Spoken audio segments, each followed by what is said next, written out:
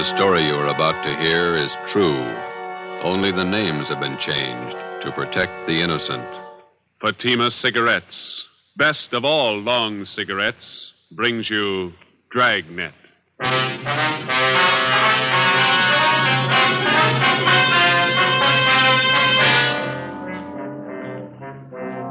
You're a detective sergeant. You're assigned to robbery detail.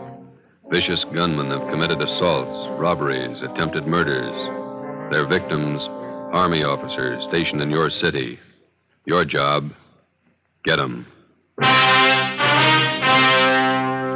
If you want a long cigarette, smoke the best of all long cigarettes. Smoke king-size Fatima. Fatima is the long cigarette which contains the finest Turkish and domestic tobaccos superbly blended to make Fatima extra mild. And that's why Fatima has a much different, much better flavor and aroma than any other long cigarette. That's why Fatima has more than doubled its smokers coast to coast. So enjoy Fatima, the best of all long cigarettes. It's wise to smoke extra mild. Fatima. It's wise to smoke extra mild Fatima.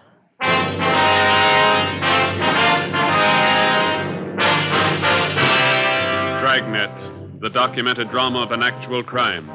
For the next 30 minutes, in cooperation with the Los Angeles Police Department, you will travel step by step on the side of the law through an actual case from official police files. From beginning to end, from crime to punishment, Dragnet is the story of your police force in action. It was Wednesday, February 3rd. It was cold in Los Angeles. We were working the night watch out of robbery detail. My partner's Ben Romero. The boss is Thad Brown, chief of detectives. My name's Friday. It was 1:45 a.m. when we got to Highland Park Division. Booking desk. Hi, Shepard. Oh, hi, Friday, Ben. Hi. Brings you out here. We got one to book, Shep. You want to do the honor? Okay. Just a minute. I want to sharpen this pencil. Right. All right, Jackson. Take it easy. Yeah. Relax, huh? Jerks. Okay. Yeah, let me get a new form in the machine. All right, what's your name? Roy Jackson. Address? 414 Alabama Street. Age? 23. Location of arrest? 1730 West Hill, the old Ranger Tavern. Ranger Tavern. Time of arrest? 11:25 p.m. Charge? Suspicion 211 PC. PC. Come on. Let's get this over with. Hey, you got lots of time. Let's check your property. All right, Jackson, everything out of your pockets. Put them on the desk.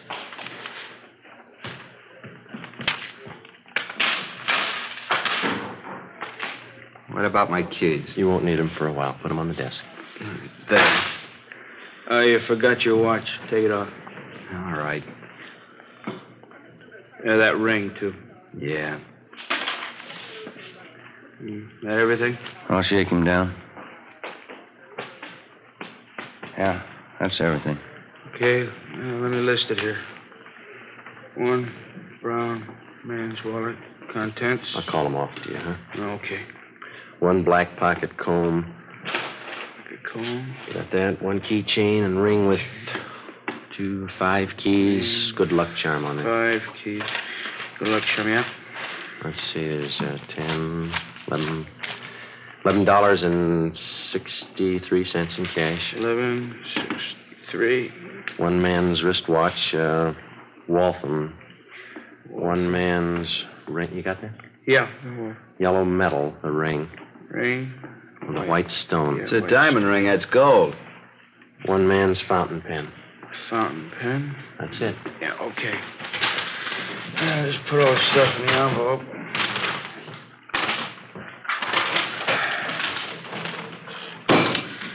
Okay. Get me a booking number, will you, Jimmy? Here's a receipt for your stuff, Jackson. Itemized. Yeah.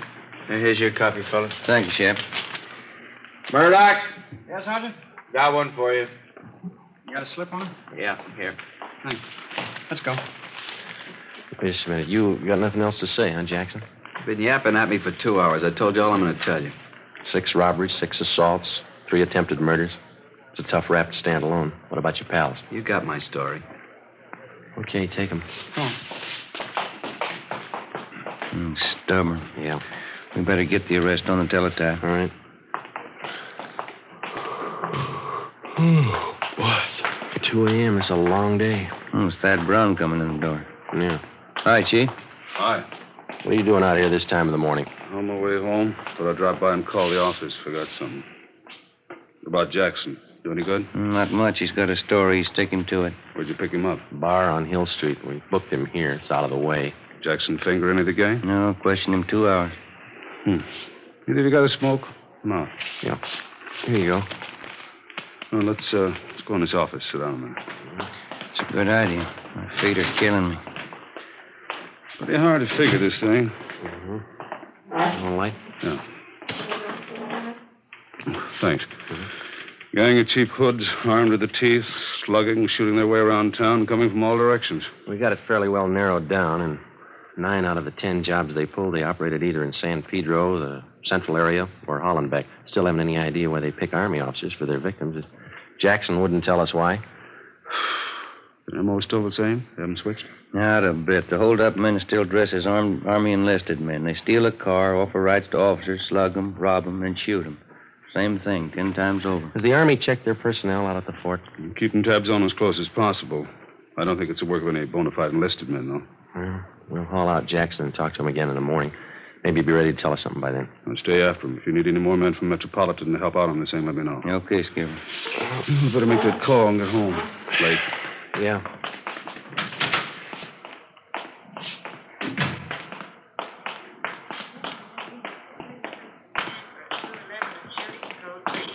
Attention, all units, code 3. What was it, code 3, Shep? 31st and Stafford, 211 and shooting. Chief Brown, Ben, and I got to the scene at 2:20 a.m. An ambulance was already there, along with 2 cruiser cars and a half a dozen curious onlookers. Lying face down on the dirt road about 15 feet off Stanford Avenue was a man dressed in an Army officer's uniform. He wore first lieutenant bars. His blouse had been half ripped off, and the side of his face was bruised and swollen. The back of his head showed the results of a vicious beating. There were 2 bullet wounds in his left shoulder. A few feet away, sprawled out on his back, was a major. He'd been brutally beaten, but he was still conscious. While the ambulance attendants gave first aid, we questioned him briefly. Both bodies were lying 30 feet from the interurban railway tracks. Feel up to telling us how it happened? Hit me on the mouth with a gun. Can't talk too well. No, don't try to get up, Major. That was Lieutenant Kelly. He was with me. He'll be okay. They're getting him in the ambulance. We were hitchhiking downtown, Kelly and me.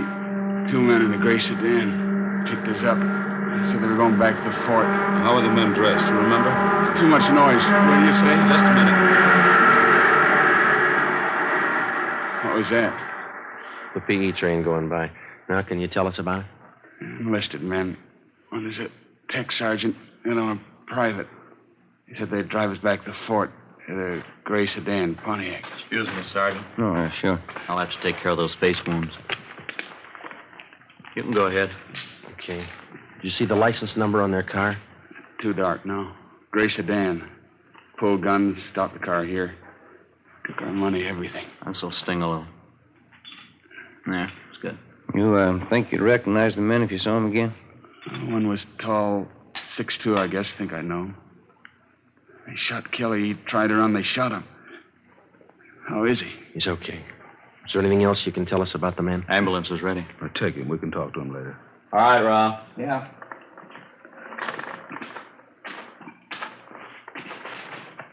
All right, easy.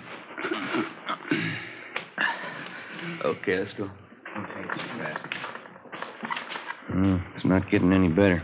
They sure like to cut him up, don't they? Pretty good set of footprints over there. Tire impressions. Better call the crime lab. Yeah. 2 men in a gray sedan. How does that match up? Same M.O., Army officers. Said one of the gunmen was tall. Mean anything to you? Well, most of the other victims gave us that description. Either the same tall guy works most of the jobs, or he's got a twin brother. The stats office make a run on the description for you? 4 different times. Nothing yet. I better get this new information on the air right away. Yeah. They steal a different car for every job, and the morning after we find the car, usually clean, No prints. This thing doesn't add up in my book. Army officers aren't loaded with... I said Army officers aren't loaded with dough. These punks are after something else besides money. What do you mean? Well, for every dollar they steal, they break a bone. How does that shape up to you? You think they like to draw blood? I think so. I think they're pointing for murder. What's the motive, Chief? Oh, forget the motives. I don't care what their reason is. Somebody's robbing and shooting. It's our job to stop them. What's the trouble with motives? How you mean? They always show up after the murder. 2:40 a.m. The crime lab crew arrived and went to work searching the area for evidence and taking casts of the footprints and tire impressions. The chief of detectives, Ben, and I drove back to Georgia Street Receiving Hospital in time to watch the doctor remove 2 .38 caliber slugs from the shoulder of one of the victims. From his ID bracelet, he was identified as Harold Kelly, 1st Lieutenant Signal Corps, U.S. Army. The other victim was Major Richard Farmer, Signal Corps. I initialed the slugs for evidence, and then we drove back to the crime lab and dropped them off. The next morning, before they were transferred to a military hospital for further treatment, we talked with Lieutenant Kelly and Major Farmer and filled out a robbery report and one for a crime against person. At 5 minutes past 10, we checked back into robbery detail. I better see if we can get a stenographer in here. There's a lot of paperwork to catch up on. Yeah, I'm going to have to learn shorthand. Romero, Joe? Yeah, Ed? Come in a minute, will you? Right. They picked up the gray sedan using that job last night. Where? Out on Laguna, about a block from Echo Park. They find anything? Nothing. The boys from Leighton Fingerprints called just before you came in. They dusted the car inside out. No luck. That Roy Jackson we picked up last night. Has homicide got the stakeout on his apartment? Yeah, Fremont and Tetrick. Nothing yet. What'd you find out at the hospital this morning? Well, we talked to Lieutenant Kelly and that Major Farmer again. They're still in bad shape. You have anything to add? No. We got their crime reports and a list of the property taken, gave it to pawn shop detail to put on the stolen property list. What are the hold-up men doing with all the stuff they grab? Watches, cigarette cases, men's jewelry? It's all on the stolen property list. Pawn shops have been alerted. It's not showing up. Robbery, Walker. Yeah, just a minute. You, Joe. Oh, thank you. Friday. Yelly. Yeah. We'll meet it. Bye. Lee Jones. He just ran a make on the 2 slugs they took out of the lieutenant's shoulder. Yeah? They came from the same gun that wounded 4 of the other victims. Figures. How about the footprint cast they took out there last night? No, it didn't work out. Lee said he tried matching him up with that set of prints we came across on that job Sunday. There's no match. Oh, hi, G. Bad. Sit down. Thanks. Fellow man yet, Walker? Not yet. Just going over last night's case. What do you got? Walker and I were talking over this morning before you two checked in about these hitchhike bandit jobs. Yeah. I tried everything short of a blockade to grab the hold-up men. It's obvious it's not working. How about the Army brass? They're doing all they can already. It's up to us. We're going to need more men and better coverage. What are you figuring on? System decoys planted around the city and every area these hitchhike bandits have been operating in. Gonna take a lot of men, isn't it? Be worth it if it pays off. About 50 or 60 men should do it. They'll be dressed as second lieutenants all the way up to colonels. They'll travel in pairs. They're going to bunk out at the fort? If we can arrange it, yeah. They'll be instructed to hitchhike their way around town. Bulk of them will operate between 8 p.m. and 6 a.m. What kind of support are they going to have? You men in robbery and homicide. I'll have a special detailed cars from Metropolitan Unit to help cover the unprotected spots. When does it start? Tonight. No use waiting. You fellas might as well pass the word down the line. No time off till the gang's locked up. Okay. We got to get those punks and get them fast. We got the men and the machinery, so there's no reason for not stopping them. No excuses. Understood? Yes, sir. Excuse me. Robbery, Walker. Oh, hello, dear. Yeah, I know, but I can't make that. Let's go, Joe. A little happy. You just go right ahead and you'll have to explain things I did. Here. What's that? A nickel. Call yours. 8 p.m., Thursday. With the permission of the commanding general, 6th Army, a total of 55 men dressed as Army officers spread out over the city to serve as decoys for the hitchhiked bandits. They were well armed, and they traveled in pairs. For the first night, it was the plan to concentrate in the central area, Hollenbeck and San Pedro. We started cruising the central area at 8 o'clock along with the rest of the detail. The time went slow. Midnight came. Still no sign. We waited out the rest of the night and the early morning. Nothing happened. We figured on some action on the weekend. Friday, Saturday, Sunday, nothing happened. It seemed like the hold-up men somehow had sensed the decoys and were staying under cover. Monday night, February the 8th, same thing all over again. 3 a.m. came and went. No sign. I'm kind of hungry. You want a hot dog? We can eat them in the car. No, you go ahead. Maybe a bag of potato chips. You want to see if I got them? Okay. I'll be right back. Yes, sir. Want hot dog? One. And give me a bag of those potato chips there, too, will you please? Okay. You want everything on that hot dog? Everything but relish. What's the matter? You don't like relish? No. Okay. Joe, come on. Hustle. You can skip that hot dog, Mac. What is it? Just came in. Catch the repeat. Attention all units. Attention all units. The vicinity of Washington, Figueroa. A shooting. Code 3. Ambulance dispatch. Okay, hit the siren. Let's move.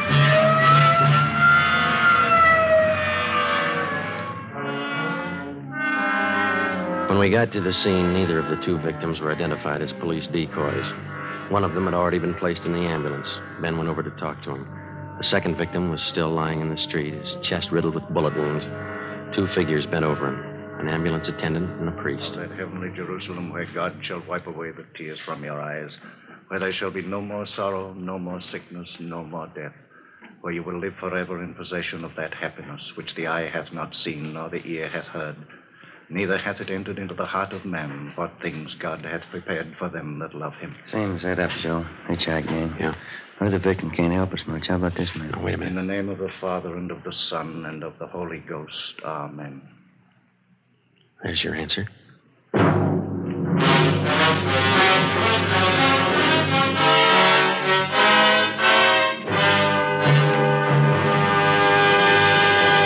You are listening to Dragnet, the case history of a police investigation presented in the public interest by Fatima Cigarettes. If you smoke a long cigarette, it will be in your interest to listen to a typical case history of a Fatima smoker. It's the case of Miss Shirley Gelman, trained nurse in the city of Los Angeles, California, and this is her actual signed statement.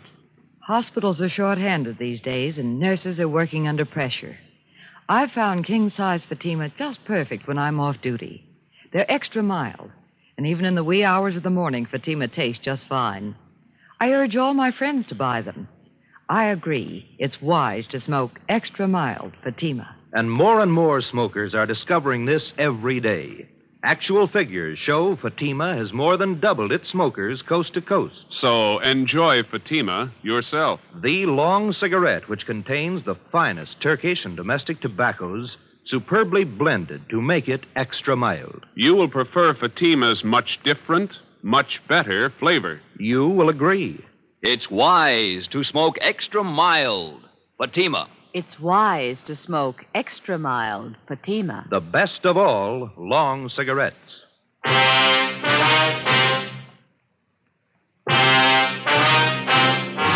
Wednesday, February 10th. At the inquest, the murder victim was identified as Marine Corps Lieutenant Robert Paul Lawrence, age 24. The bullets removed from the body at autopsy were taken to the crime lab where the ballistics men ran them through. They were fired from the same gun used in the previous hold-up shootings by the hitchhike bandits. The companion of the victim at the time of his murder could add little to what we already knew as far as the descriptions of the gunmen were concerned. The following morning, Ben and I drove out to the home of the murdered man to interview his father, a colonel, Marine Corps, retired. Black wreath on the door. Yeah. It's a big house, isn't it? Mm-hmm. Yes, sir? Police officer, sir. This is Sergeant Friday. I'm Sergeant Romero. Oh, yes. I saw you the other day at the inquest. Yes, sir. We hate to bother you again, but we'd like to ask you a few questions. Yes. All right. Will you step in? Thank you. This way. He was a small man, well-built, with thick snow-white hair combed straight back and a neat white mustache well trimmed. He walked deliberately with his shoulders thrown back as he showed us into a large living room richly furnished. A picture of the Battle of Belleau Woods hung over the large fireplace. The rest of the pictures in the room were of famous Marine Corps officers. Now, gentlemen, how can I help you? It's about your son, Robert. We didn't want to bother you at the inquest. Yes. I guess I don't have to tell you. Bob's death was a blow. Yes, sir. He's been staying here with me from time to time since my wife died last year. House this big needs people. Just myself, the wife gone. Yes, sir. We'll only take a minute. You see, everything had been taken from your son, and we'd like to find out if you know what personal property he was carrying at the time he was... Well, I don't know. I guess he had the usual things, a few dollars, his wallet, St. Christopher medal, silver, his watch. Was the St. Christopher medal valuable? Oh, not too much, no, not monetarily. And that watch? Well, yes, that was worth something, a pocket watch. I gave it to Robert when he was commissioned at Quantico. That's his graduation picture on the mantel. Here. This is Robert. Yes, sir. Mm-hmm. Fine boy, Sergeant. Robert was a good Marine. You think you could describe the watch for us? Gold pocket watch. Cost quite a bit when I bought it for him. There's some engraving on the inside of the cover. What is it? Says from an old Marine to a young one. Signed Dad. Mm-hmm. Anything else about it, sir? Very fine jeweler friend of mine made the watch. It has small chimes inside. And when you push the lever on the side, it chimes the hour and nearest quarter hour. Very clever. Yes, sir, I see. And as far as you know, then, those are all the valuables he had with him. Yes. All right, Colonel Lawrence. Thanks very much. Oh, you don't have to rush off. Can I fix you a cup of coffee? Stay a while, won't you? I'm sorry, Colonel. We have to get back to the office. Oh. Well, let me show you to the door. I hope I've been of some help to you. You're not feeling too well. You've helped a lot, sir. Thank you. Thank you. Goodbye.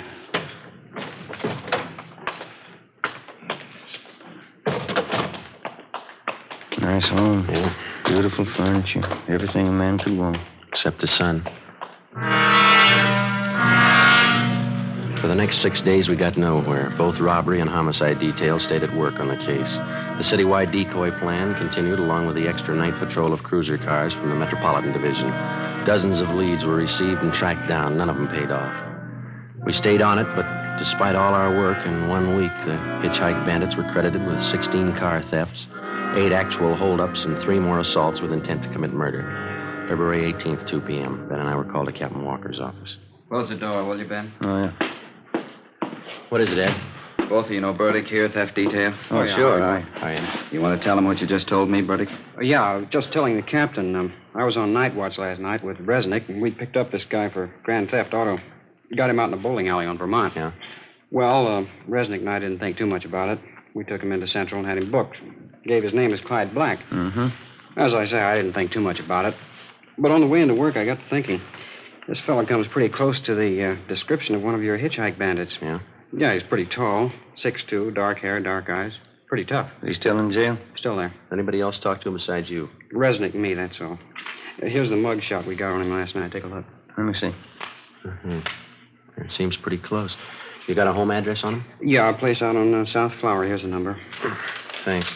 Oh, yeah, there was something else. Struck me kind of funny. What's that? When we booked the guy in last night... Yeah? In his back pocket, he had a St. Christopher medal. Ben, Ed, Burdick, and I drove out to the address on South Flower Street, which the prisoner Clyde Black had listed as his home address. It was a rooming house, and the landlord remembered Black, but he hadn't lived there for 2 months. He gave us Black's forwarding address, an apartment on MacArthur Drive. There, the manager told us he hadn't lived in the building for at least a month.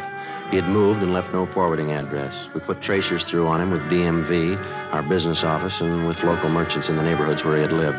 By 6:30 p.m., we had an answer. An apartment on Pico Boulevard, just east of Alvarado. At 7 o'clock, we were on our way up in the elevator to the 3rd floor of the apartment house.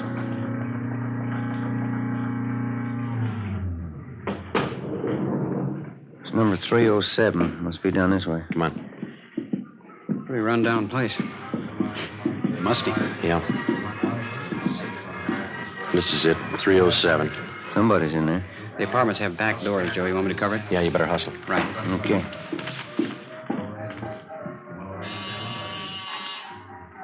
Stop talking. Yeah, what is it? Mailman, registered letter. Okay. Give me. Police officers. Move you guys. Hands up, Joe. Yeah.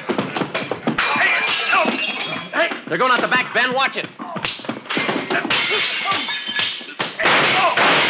Burdick's got him stopped out back. All right, you now, cut it. Let me go. I said, let me go. That's one of them. One more, Joe, here. There were 3. All right, let's go inside. Come on. Come on. Yeah, that's all of them. Watch them, will you, Bertie? Yeah. All right, let's look around, huh? Yeah.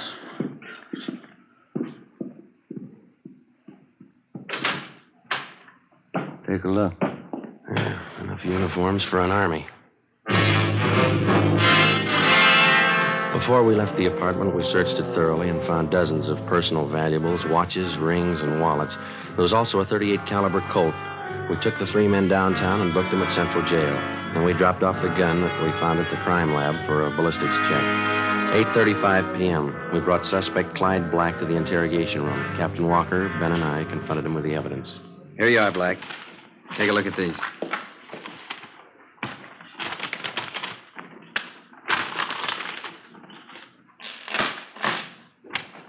Well, they're not mine. We know that. Never saw them before. Watches, jewelry, wallets, they were found in your apartment, all of them. They were.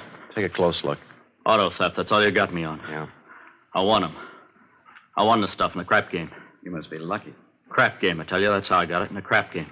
Why not do it easy, Black? Let's call a stenographer and get it over with. How much evidence do you want? I didn't do it. I get it. Interrogation room, Friday. Yeah. All of them? Fine, thank you. Your gun, Black. They checked it. I didn't do it. Your gun killed that Marine. Your prints are all over it. It was one of the other guys, Max. Max, it was him. Him and Johnny. You ready to dictate a statement? Put them on the file. Why me? You talk to Max. Talk to Johnny. Ed, hand me that, will you? Yeah. Here. Thanks. We got this watch out of your apartment, too, Black. Where'd you get this? Which? This one right here, the pocket watch. I don't know. Don't tell us you won it in a crap game. It's not mine. I never saw it before. It's a beautiful watch. It's engraving on the inside cover. Yeah, look here. From an old Marine to a young one. It's not mine. Let me show you how it works. Push this lever here, see, on the side?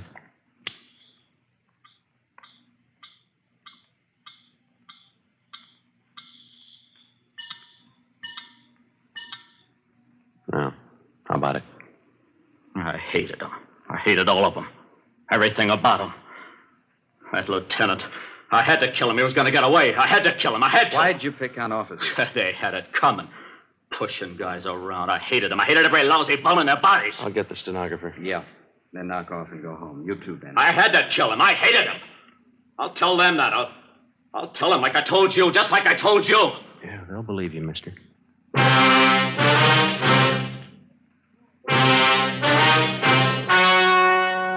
The story you have just heard was true.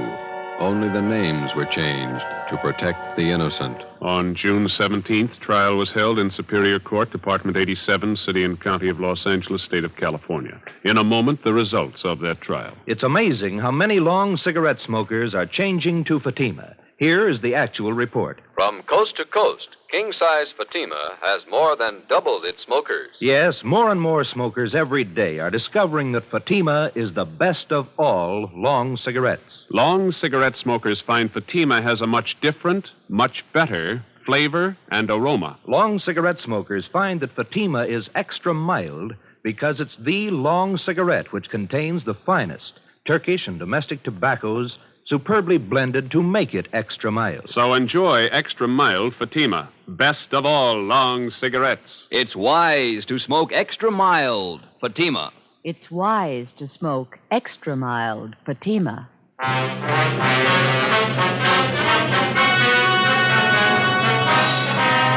Clyde Black and the other 4 members of the Hitchhike Bandit gang were tried and convicted in Superior Court on 1 count of murder and several counts of robbery and assault with intent to commit murder.